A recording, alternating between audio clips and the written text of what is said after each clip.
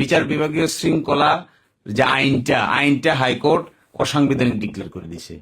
ওই অসাংবিধানিক ডিক্লেয়ার করা আইনের অধীনে নোটিশ দিছে, জজদেরকে নোটিশ পাঠাইছে। নিম্ন আদালতের 25 জন না 28 জন বিচারককে নোটিশ পাঠাইছে, কারণ দর্শাও। কেন? তারা বলে হোয়াটসঅ্যাপে কি কি লিখছে। আশ্চর্য ব্যাপার। কয়দিন পরে তো আমাদের বেডরুম পাহাড় দিবে।